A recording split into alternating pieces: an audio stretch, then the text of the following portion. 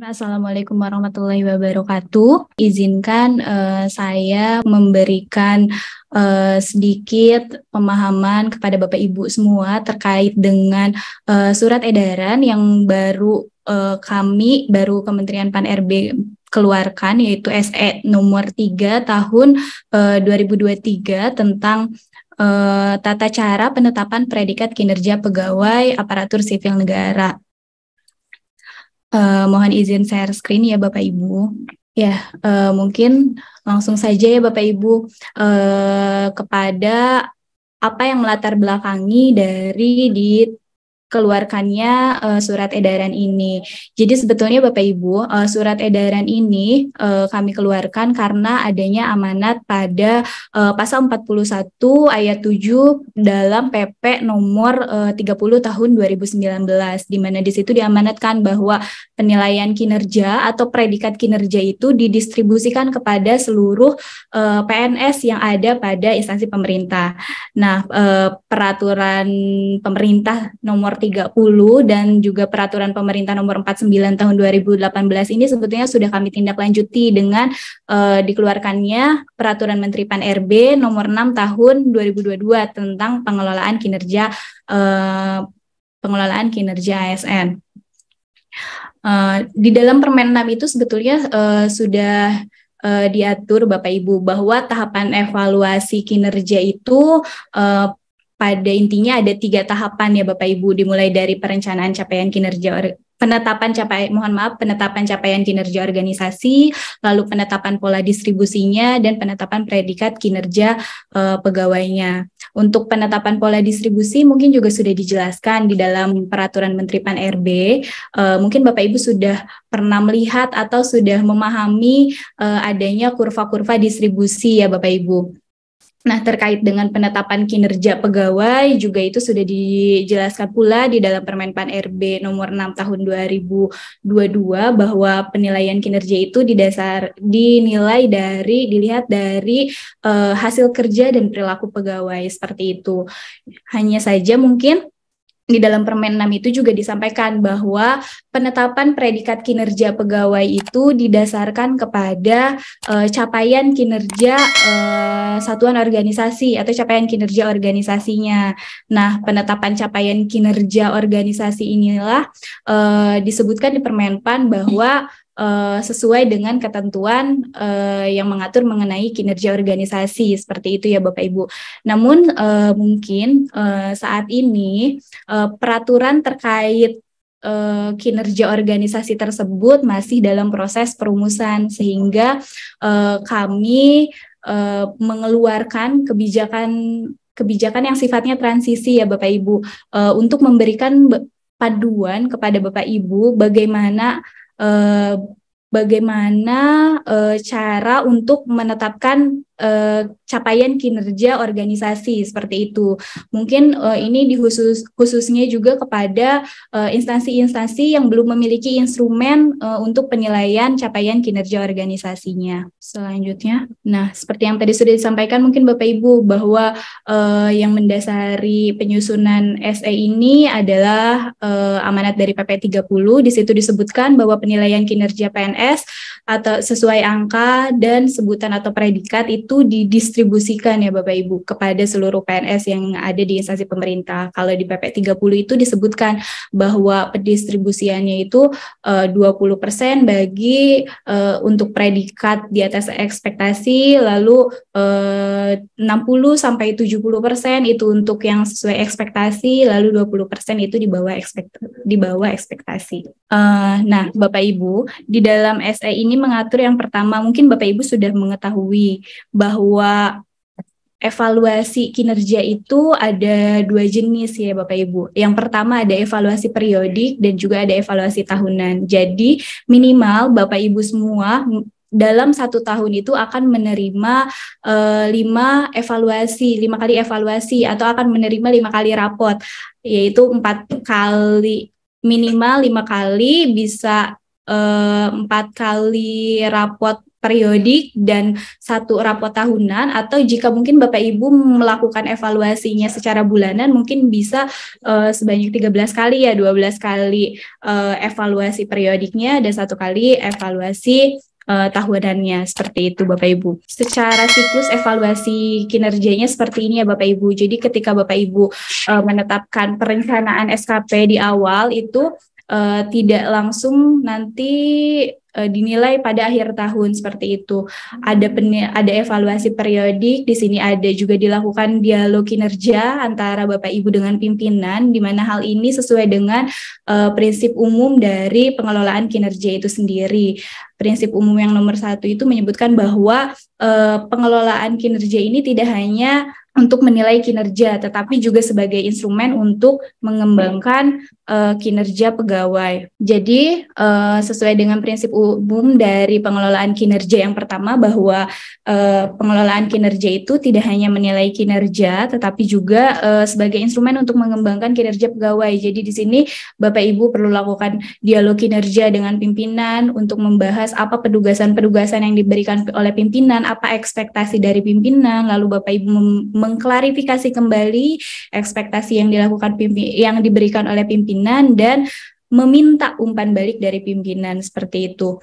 Nah, di dalam evaluasi periodik ini diharapkan Bapak Ibu tidak terlalu lama menerima masukan-masukan atau menerima evaluasi dari pimpinan, sehingga di dalam tahun berjalan atau ketika Bapak Ibu menerima evaluasi periodik pertama misalnya, di situ ada beberapa ekspektasi pimpinan terhadap Bapak Ibu, ada penilaian atau evaluasi dari pimpinan, apa yang perlu diperbaiki dari hasil kerja maupun dari perilaku Bapak Ibu yang sesuai dengan core values berakhlak, itu Bapak Ibu masih bisa memperbaiki, masih bisa mengembangkan kinerja Bapak Ibu, baik itu pengembangan dalam hasil kerja maupun pengembangan dalam perilaku kerja di dalam periode-periode selanjutnya, seperti itu ya Bapak Ibu. Jadi Bapak Ibu bisa improve di periode-periode selanjutnya, sehingga diharapkan nanti evaluasi tahunan itu bisa lebih baik daripada Bapak Ibu ketika dievaluasi pada evaluasi periodik di awal-awal tahun berjalan. Nah, untuk tahapan dari evaluasi kinerja mungkin Bapak Ibu sebelumnya sudah pernah mendengar, sudah memahami juga. Ini saya ulas kembali, itu ada 3 ya Bapak Ibu, ada 3 tahapan. Yang pertama yaitu dengan menetapkan dulu kinerja organisasinya. Setelah ditetapkan kinerja organisasinya, barulah kita lihat bagaimana pola distribusi predikat kinerja sesuai dengan capaian dari kinerja organisasinya. Nah, setelah diketahui polanya, barulah di situ ditetapkan predikat kinerja pegawai yang ada di dalam satuan organisasi tersebut dengan memperhatikan hasil kerja, perilaku, dan kontribusi pegawai tersebut untuk bisa mendukung pencapaian dari kinerja organisasinya. Seperti itu ya Bapak Ibu.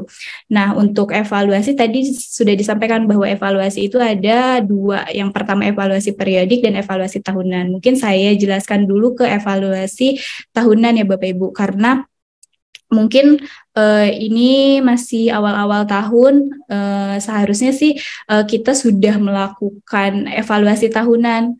Seperti itu, karena ini masih hangat, mungkin saya coba bahas terlebih dahulu.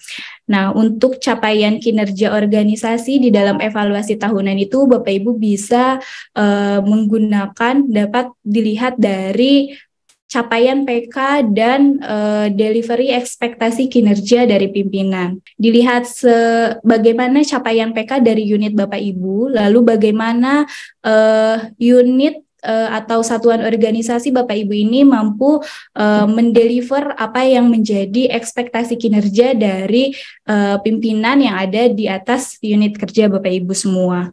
Nah, di sini dikategorikan menjadi 3 kategori. Yang pertama di atas ekspektasi, lalu sesuai ekspektasi, dan di bawah ekspektasi. Kapan Bapak Ibu bisa kapan unit Bapak Ibu bisa dikatakan di atas ekspektasi, yaitu ketika seluruh PK dari satuan organisasi Bapak Ibu tercapai dan realisasi dari apa yang menjadi ekspektasi pimpinan itu pada umumnya mendapatkan respon yang positif ya Bapak Ibu. Dan bagaimana Bapak unit organisasi Bapak Ibu ini bisa dimasukkan ke dalam kategori di bawah ekspektasi, yang yaitu kriterianya ketika misalnya sebagian besar PK Bapak Ibu itu PK unit Bapak Ibu tidak tercapai dan realisasi ekspektasi kinerjanya banyak mendapatkan respon negatif dari pimpinan, itu bisa masuk ke dalam kategori di bawah ekspektasi. Nah, selain PK dan delivery ekspektasi, ini juga dilihat bagaimana proses dari pelaksanaan kinerja, apakah dia sudah ada inovasi, lalu apakah mungkin perbaikan prosesnya itu masih sedikit-sedikit ya Bapak Ibu, belum secara signifikan, lalu atau mungkin Bapak Ibu prosesnya itu masih sama saja dari tahun ke tahun atau status quo ya Bapak Ibu. Ketika status quo ini bisa dimasukkan ke dalam kategori di bawah ekspektasi seperti itu. Dan bagaimana jika Bapak Ibu ingin mencapai kriteria di atas ekspektasi, itu harus ada inovasi terhadap proses kerja. Jadi inovasi tersebut diharapkan nanti bisa meningkatkan hasil kerja dari Bapak Ibu seperti itu.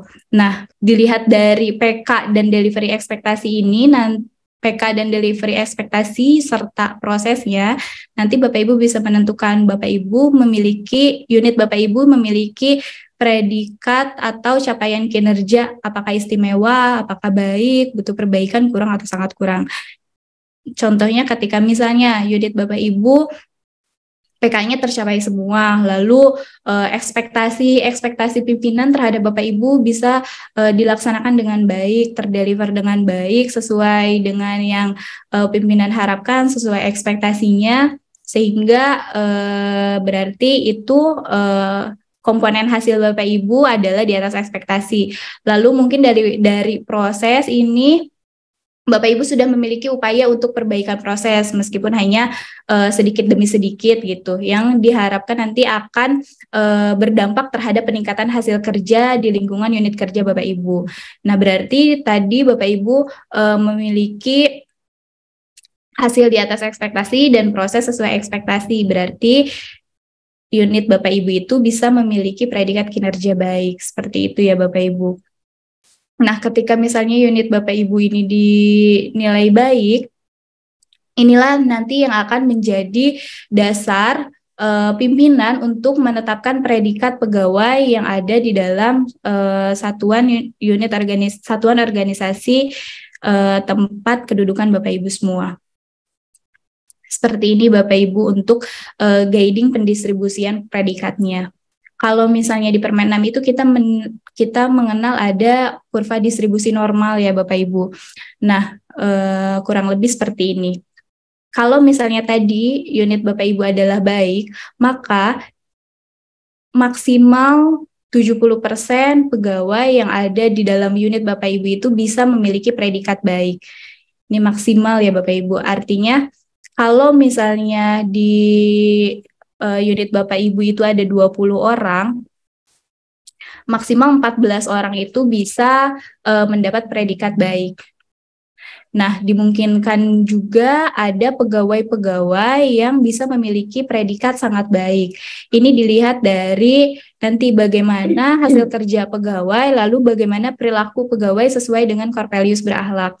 Namun ketika predikat unit Bapak Ibu baik, di sini harus ada pegawai yang memiliki predikat kinerja butuh perbaikan dan atau kurang ya Bapak Ibu. Jadi ini bisa salah satu atau dimungkinkan dua-duanya. Ini nanti penentuan apakah pegawai tersebut memiliki predikat kinerja butuh perbaikan atau kurang tergantung kepada hasil kerja dan perilakunya. Ketika misalnya pegawai tersebut hasil kerjanya yang di bawah ekspektasi, maka kemungkinan predikat kinerjanya butuh perbaikan. Dan jika misalnya perilakunya yang ada di bawah ekspektasi, ekspektasi, maka hasil kerjanya kurang, seperti itu ya Bapak Ibu. Jadi kalau misalnya tadi di unit Bapak Ibu ada 20 orang, 14 orang itu bisa memiliki predikat baik, lalu karena harus ada pegawai yang memiliki predikat butuh perbaikan dan atau kurang, misalnya Bapak Ibu taruh 1 orang di predikat butuh perbaikan, misalnya seperti itu. Sudah 15 orang, nah 5 orang lainnya itu bisa memiliki predikat kinerja sangat baik, masih dimungkinkan untuk memiliki predikat kinerja sangat baik. Atau kalaupun misalnya mungkin memang ada pegawai yang memiliki hasil kerja di bawah ekspektasi, lalu perilakunya juga di bawah ekspektasi, itu dimungkinkan juga untuk memiliki predikat kinerja sangat kurang, seperti itu Bapak Ibu. Nah, untuk hal lainnya, jika Bapak Ibu, misalnya jika unit Bapak Ibu memiliki predikat kinerja istimewa, di sini Bapak Ibu pegawai di dalam unit tersebut bisa memiliki predikat sangat baik maksimal sebanyak 70%. Jadi kalau misalnya tadi di predikat unit yang baik itu 14 orang dimungkinkan untuk memiliki predikat baik, kalau di predikat unit istimewa ini 70%-nya 14 orangnya itu dimungkinkan untuk memiliki predikat sangat baik, seperti itu Bapak Ibu. Nah, sisanya mungkin ada 30% kalau misalnya Bapak Ibu memaksimalkan 70% ini, itu bisa memiliki predikat baik, bisa memiliki predikat butuh perbaikan, kurang ataupun sangat kurang. Mau Bapak Ibu taruh sisanya di predikat baik pun ini dipersilahkan. Nah, untuk predikat sangat baik juga, jika misalnya Bapak Ibu merasa tidak sampai 70% pegawai di unit Bapak Ibu memiliki predikat sangat baik, itu tidak apa-apa, tidak sampai 70%, karena ini merupakan batas maksimal ya Bapak Ibu, ini bukan batas minimal. Jadi boleh di bawah 70%, tapi jangan sampai lebih dari 70%. Nah, hal ini berbeda dengan ketika predikat unit Bapak Ibu capaian kinerjanya cukup, kurang, atau sangat kurang. Yang kita batasi di sini adalah batas minimalnya. Jadi kalau misalnya baik dan istimewa tadi kita batasi maksimalnya, untuk predikat cukup, kurang, dan sangat kurang ini justru yang kita kunci adalah batas minimalnya. Jadi ketika predikat unit Bapak Ibu cukup, maka minimal 60% pegawai yang ada di unit tersebut memiliki predikat butuh perbaikan. Jadi kalau tadi pegawainya ada 20 orang, berarti 12 orang itu sudah pasti ada di predikat butuh perbaikan. Nah, sisanya ini bisa mendapatkan predikat kinerja baik, masih dimungkinkan, dan masih bisa juga untuk mendapat predikat kinerja sangat baik, meskipun hanya 10% saja pegawai yang bisa memiliki predikat kinerja sangat baik. Nah, lalu untuk predikat kinerja kurang, di sini 60%-nya dikunci pada predikat kinerja kurang, dan sisanya ini harus ada 10% di predikat kinerja butuh perbaikan. Sisanya setelah 60% ditambah 10% ini, silakan mau ada di predikat kinerja baik atau di predikat sangat baik juga ini masih dimungkinkan. Nah, sedangkan untuk predikat unit atau predikat satuan organisasi sangat kurang Bapak Ibu, di sini tentunya minimal 60% pegawai berada di predikat sangat kurang. Dan tidak boleh ada pegawai yang memiliki predikat sangat baik, namun masih dimungkinkan ada pegawai yang memiliki predikat baik ya Bapak Ibu. Itu untuk evaluasi akhir. Jadi Bapak Ibu perlu memiliki perhatian lebih lagi kepada capaian PK di unit Bapak Ibu, lalu apa delivery ekspektasi dari pimpinan di atas unit organisasi Bapak Ibu. Jadi Bapak Ibu harus mulai peduli terhadap bagaimana capaian unit organisasi tempat Bapak Ibu berkedudukan, karena nanti inilah yang akan menentukan peluang Bapak Ibu untuk mendapatkan predikat kinerja sangat baikkah, baik, butuh perbaikan, kurang, atau sangat kurang.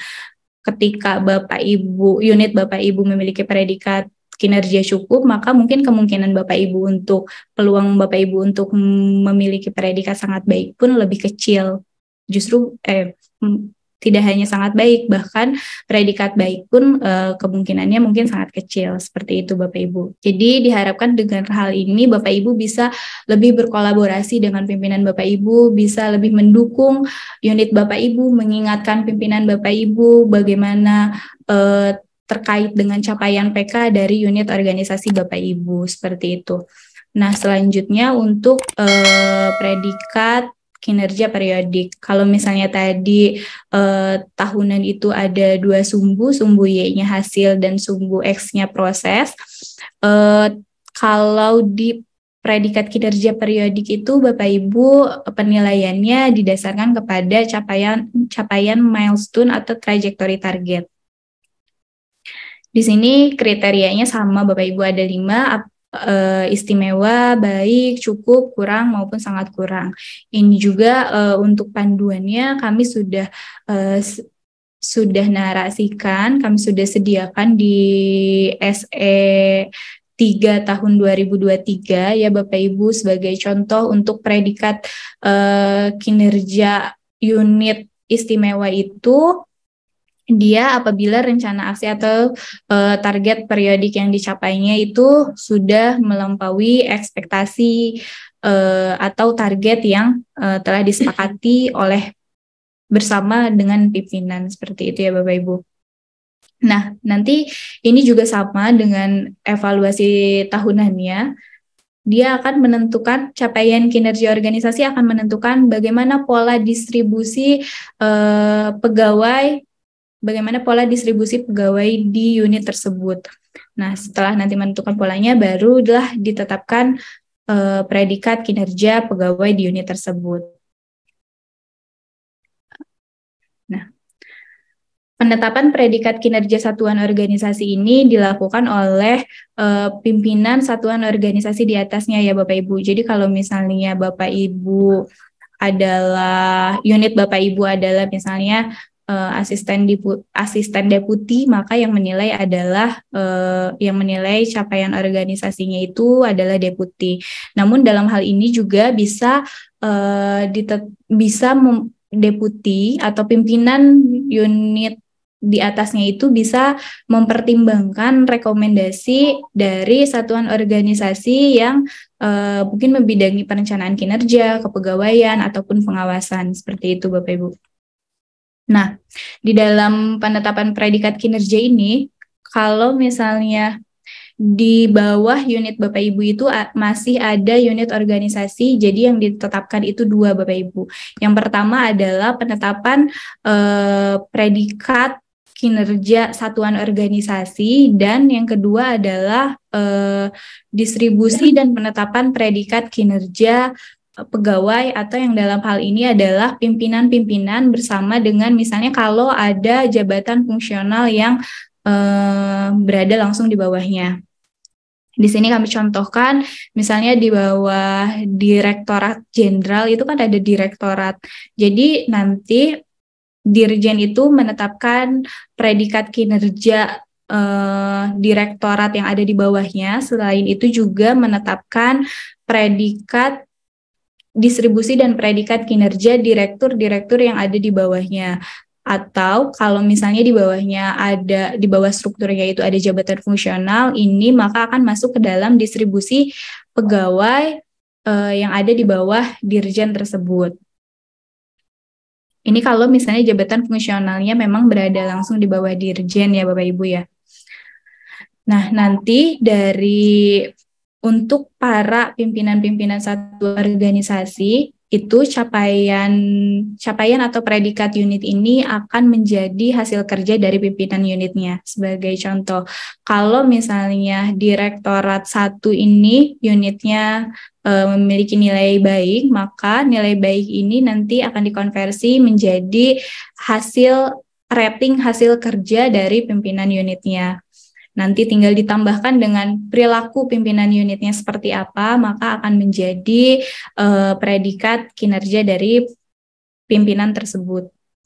pimpinan unit tersebut. Nah, dengan hal ini maka dimungkinkan adanya perbedaan antara predikat unit dengan predikat pegawai atau predikat individu, atau predikat unit dengan predikat dari pimpinan unitnya. Contohnya di sini untuk Direktorat 2. Mungkin untuk Direktorat 2 secara unit dia memiliki predikat kinerja atau memiliki capaian kinerja baik, namun setelah dilihat dengan dipadukan dengan perilaku dari pimpinannya, dimungkinkan saja predikat kinerjanya menjadi kurang atau butuh perbaikan, seperti itu ya Bapak Ibu ya. Lalu yang selanjutnya yang diatur di dalam SE 3 tahun 2023 ini juga terkait dengan penetapan kinerja jika di dalam unit Bapak Ibu misalnya ada unit yang terdampak penyederhanaan birokrasi dan juga ada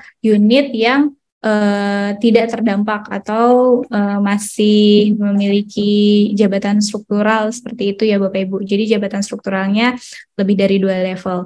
Di sini maka distribusi kinerja pegawainya ditarik ke unit di atasnya Bapak Ibu. Jadi kalau misalnya contohnya di sini ada sebelumnya di dalam satu biro itu ada 3 kabag misalnya, lalu 2 kabag lainnya misalnya terdampak penyederhanaan birokrasi sehingga pimpinannya disetarakan menjadi jabatan fungsional dan langsung berkedudukan pimpinan tersebut atau JF tersebut dengan pegawai-pegawai di bawahnya itu langsung berkedudukan di bawah bironya. Lalu ada juga misalnya kabag yang tidak terdampak penyederhanaan, dia masih memiliki kasubag, misalnya masih ada pegawai-pegawai lain yang berada di bawahnya, maka nanti pegawai-pegawai lain yang ada di bawahnya tersebut juga dengan kabagnya ini, dengan kasubagnya kalau misalnya ada, nanti pola distribusinya ditarik ke atas. Jadi yang memiliki pola distribusi itu hanya bironya saja. Jadi tidak diturunkan lagi kepada kabagnya. Contohnya misalnya di masing-masing kabag ada 10 pegawai misalnya. Kalau misalnya di sini tidak terjadi penyederhanaan birokrasi, maka masing-masing kabag akan memiliki pola distribusi masing-masing dengan 10 pegawainya itu. Nah, karena ada unit yang terdampak penyederhanaan birokrasi, maka 30 pegawai yang ada di bawahnya biro ini, pola distribusinya ditarik ke atas. Jadi, pegawai-pegawai yang ada di bawah kabag, pegawai-pegawai yang JF yang tadinya yang sebelumnya disetarakan dan bawahan yang sebelumnya menjadi bawahannya, itu pola distribusinya menjadi 1 ya Bapak Ibu. Nah, namun kabag yang tidak disetarakan itu tetap bisa menjadi pejabat penilai kinerja. Jadi nanti yang menandatangani SKP-nya itu tetap kabagnya. Namun untuk penetapan predikat kinerjanya, karena tadi pola distribusinya ditarik ke atas, berarti harus dilakukan diskusi atau ya harus dilakukan diskusi, harus dilakukan koordinasi dengan bironya seperti itu, karena yang memiliki kuota untuk predikat kinerja pegawainya itu adalah bironya. Mungkin cukup sementara yang saya sampaikan.